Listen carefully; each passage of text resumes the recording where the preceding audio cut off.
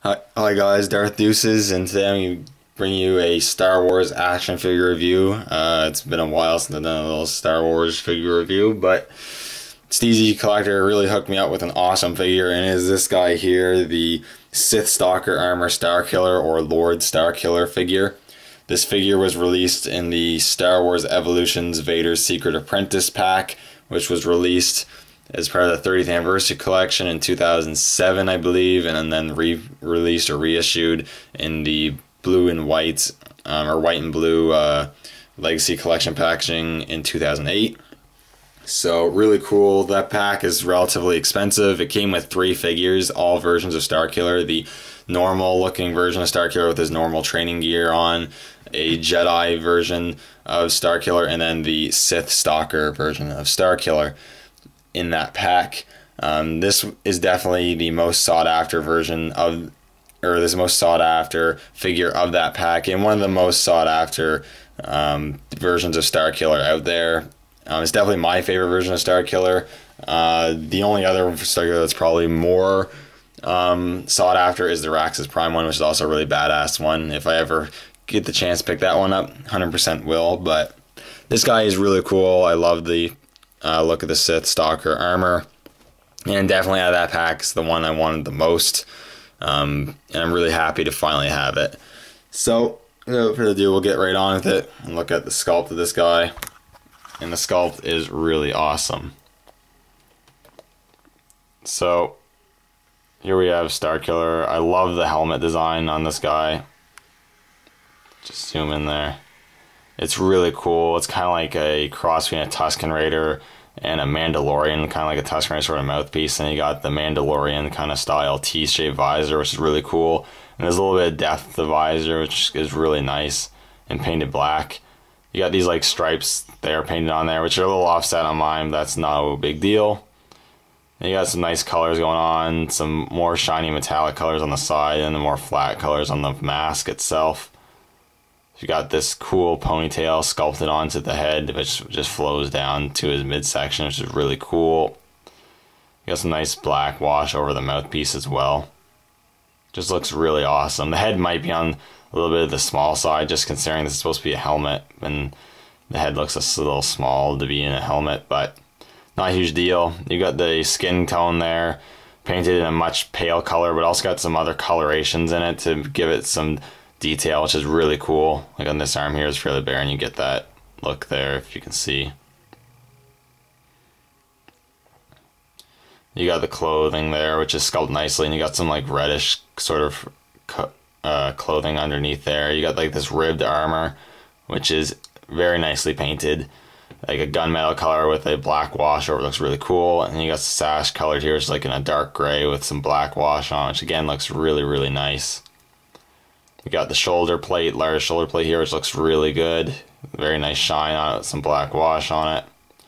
The arm here, you got some shoulder armor, and what I think is red tattoos. I'm not 100% sure on that.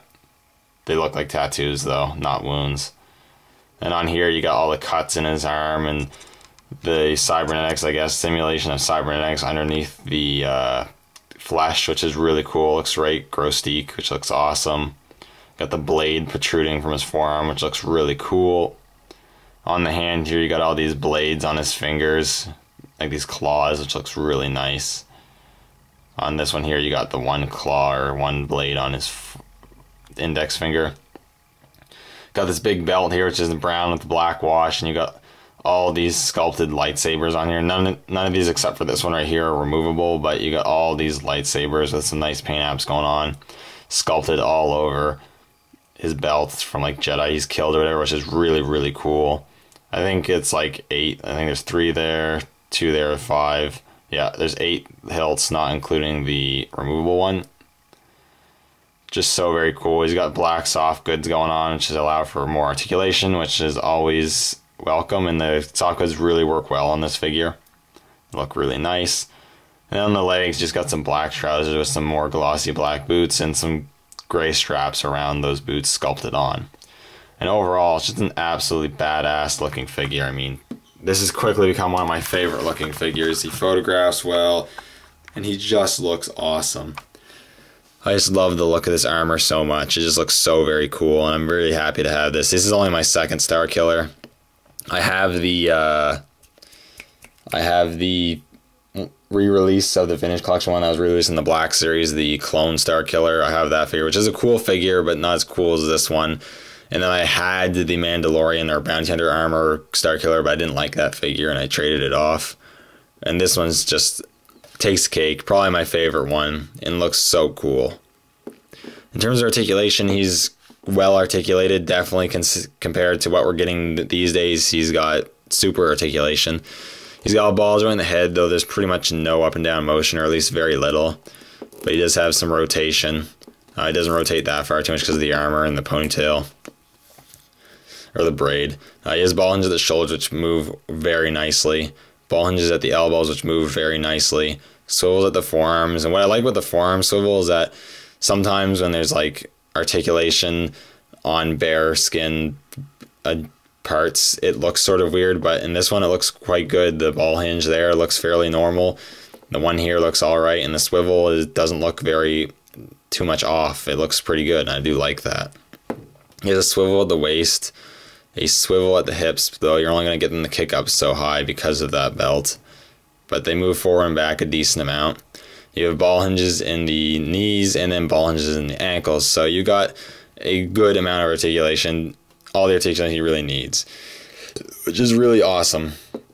In terms of accessories, he comes with a couple of accessories. As you can see, he does have his lightsaber, which he holds very well, or at least decently well. I mean, it moves around in his hand a bit, but once you got it in the hand, it's not going to come out. So that's nice. I like that. You can just slide it right out there, and we'll take a closer look at it. I guess you can take a closer look at the blades on the hands too if you want to. I'll take a look at the lightsaber. This is like the Sith version of Starkiller's lightsaber. The one you see with all the Sith versions. This lightsaber releases this one, as well as the Sith Lord costume Starkiller that was released in that 5-pack with Darth Phobos, which I'd like to have that one too. But it's a really nice, strong, red colored blade. I really like that.